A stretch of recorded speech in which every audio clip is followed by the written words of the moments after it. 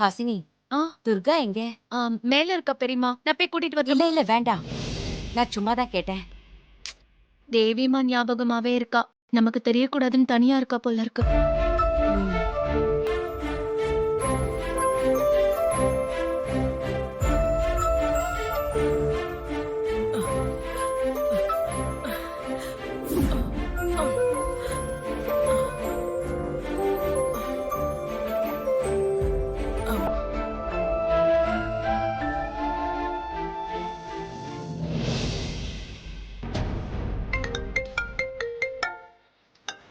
ம்.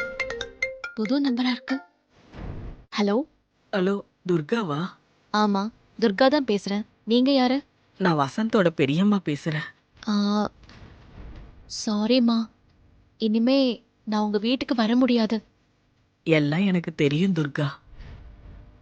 மேரிக்கு பதிலா நர்ஸா வந்தது நீதானே எனக்கு தெரியும். என்ன மன்னிச்சிருங்கம்மா. உங்களை ஏமாத்தணுங்கிற எண்ணம்லாம் எனக்கு இல்ல. என் பொண்ணை காப்பாத்தணுங்கிறதுக்காக தான் வந்தேன். உன்னோட தாய் பாசத்தை என்னால புரிஞ்சிக்க முடியுது துர்கா. நானும் 2 பிள்ளைங்கள பெத்தவதான். உனக்கு ஒரு சந்தோஷமான விஷயத்த சொல்லட்டுமா? நான் அதுக்காக தான் போனே பண்ணேன். என்னம்மா சொல்லுங்க.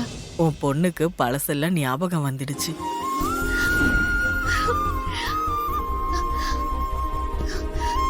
அம்மா நிஜமாவா சொல்றீங்க? ஆமா துர்கா, உன் பொண்ணுக்கு பழசெல்லாம் ஞாபகம் வந்துடுச்சு. அவ பேரு தேவின்னு சொல்றா.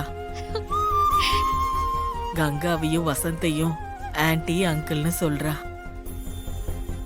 துர்கா அம்மாவும் சூர்யாவும் தான் என்னோட அப்பா அம்மான்னு சொல்றாம்மா. இதுக்காக தாமா நான் இத்தனை நாள் கஷ்டப்பட்டேன். நான் கும்பிடுற கடவுள் என்ன கைவிடல. ரொம்ப ரொம்ப சந்தோஷமா. என் குழந்தை எனக்கு திரும்ப கிடைச்சிட்டா. இல்ல துர்கா, அதுல உனக்கு ஒரு சிக்கல் இருக்கு. என்னம்மா சொல்றீங்க?